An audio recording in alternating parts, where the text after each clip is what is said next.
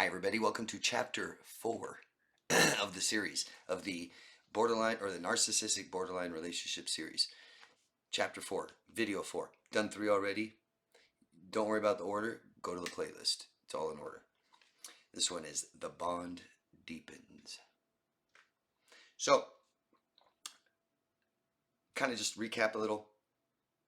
And you know what? I'm going to go look at some of your guys' comments here.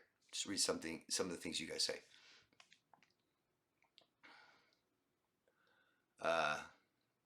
You understand, what is it? Owl Woman says, I understand the man's side with the texting part. Texting feels like chess when you're first dating. It's ridiculous. The dating game is, but it's necessary. Worrying about texting back too early or too late. Yeah, that is awful. Or why haven't they texted back, etc. And you have to think maybe it's all in your head most times. Imagine what they used to do back in the day before invention of telephones or cell phones. No texting. All you have is a house phone. Sit there and talk to your boyfriend or girlfriend in the kitchen on the house phone from the family. Literally verbatim. Eeks Geeks Ben says, literally verbatim my situation with pretty much every woman I've dated. Keep them coming. I'm noticing, Rory says, I'm noticing they both play a part in this relationship. Very interesting scenario. Good. It's good to know that, guys. They're both playing the part. This isn't just, abuser victim. Well, it might be, but they both play a role. Steve Alls says, yes, I'm enjoying the series. Martin says, thanks for the series. It's very useful to get an accurate image as an example. I'm sure it'll help people. There's so many things wrong with this relationship. Someone who would call me her soulmate on the second date when I didn't even know her would get a red light flashing in my head immediately. Sure, but how many of us went right into it? I have. I've fallen for that when I was younger. Your emotions take over. You really like them.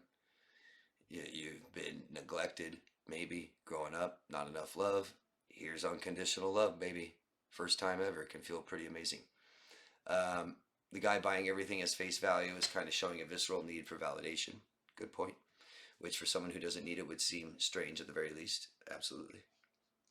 The contradictions from her part, are you sick of me? Him treating the service personnel as lesser would be revealing. Her being jealous of the service personnel, I love you, so soon.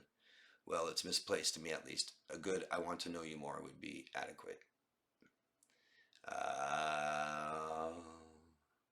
Dread to think where this is going. Insecurity.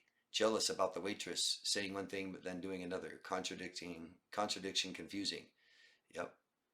Already signs of push-pull, love bombing, rushed intimacy, idolization, financial parasitism, coupled with entitlement mirroring and with undertones of gaslighting. Good job, Lordy Jordy.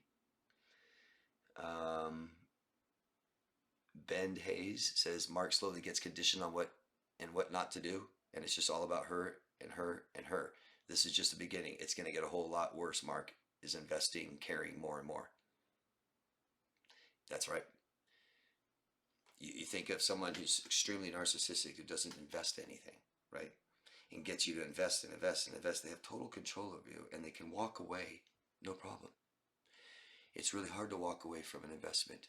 I use this example. Imagine building a house and all you have the roof left and you just give up, walk away, screw it. But if you've invested nothing, it's easy to walk away. Cum Dennis says she is narcissistic. Thank you. It's interesting.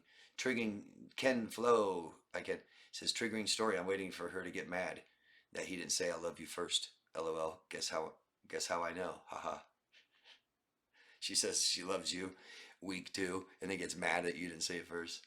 Jesus Christ. Okay. Those are some good ones. The horoscope thing, right? The horoscope. It's idealizing. I mean, you can find anything you want on the internet, I say. I mean, think of the most ridiculous thing in the world. You'll probably find it on the internet and validate that it's true. You know what I mean? It's also a form of magical thinking we want to be careful of if there's more of. Stuff like that. It's not bad to be into horoscopes. But if you lived your life through horoscopes, if you need a palm reader to make every decision for you and stuff like this, if you got to throw up the chicken bones and see how they fall. And that's if I'm going to be with you or not. I mean, that's, magical thinking. Silent treatment for day. She gave him silent treatment for day. Didn't talk to him. It's control, fear, and pull. Push-pull game. Mark and her agree to slow down. They have sex. They have sex like 2 weeks later after the first time. Something like that. Mark paying for every date isn't going really noticed. Mark declined Lisa's invite to come inside the house because they both said they're going to be safe, but then she just took it as rejection, fear of abandonment. She was threatened by the server. Kind of like total black and white thinking, right? She's awful, server, don't tip her. And then drew the line, like, you pick me or her, my side or her side. Got really upset. And then, I love you. Jesus Christ.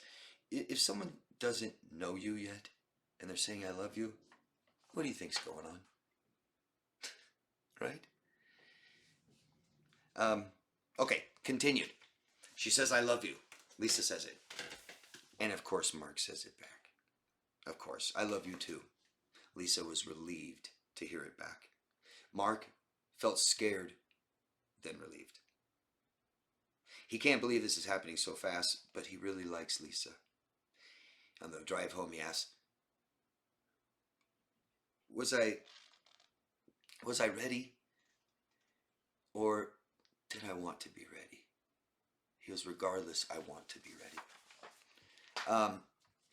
The week goes on. Mark posts on social media that he's dating and tagged Lisa. Lisa was so excited. Reacts with happy face, with tears. Lisa plans a road trip. She starts planning this road trip without telling him it was a surprise for the two of them.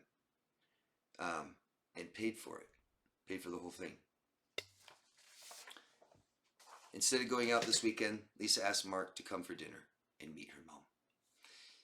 Dinner went really well. Lisa's mom is really cool. Lisa's mom is in her late 50s. She's independent, but she's developed MS, multiple sclerosis, recently, and she's on Social Security on a fixed income. She mentions, Lisa always wants to help, but I tell her I'm fine. I can do this myself. The trip. It's a day road trip to get there. Gone for 5 days. So Lisa surprises Mark. Pays for the whole thing. She says, I want to take a road trip, and I paid for the whole thing. I want to do something nice because you paid for the dates. And Mark says, you know I don't mind paying for the dates. I want to. And she's glowing, right?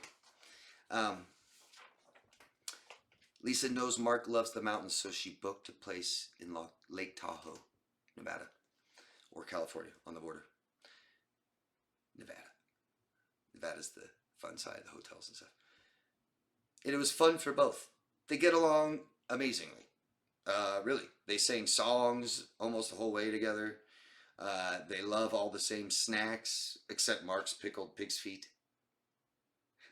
Lisa almost vomited. Yeah, she had to get at the car. She jokingly, but seriously said, you better brush your teeth before you kiss me. They took turns driving, and Lisa laid on Mark's shoulder, sleeping most of the times that he drove. They both drank a little too much that first night, but they blamed it on the elevation. The trip was fantastic. No problems at all. The problem is when they returned home. Lisa had found out she lost her job. She told Mark. She said it was a temporary job, but they didn't need me anymore. That's it. That's the end of chapter 4. Tomorrow is chapter 5. Let me know the red flags. I'll read them tomorrow that you guys see. And let me know what you guys think of this series. You still liking it? For any of you, just realize there's a playlist. They're all in order. I think I might label the titles with chapter numbers. Tell me what you think about that. Thanks, guys. Love yourself first, and see you tomorrow. with Lisa and Mark.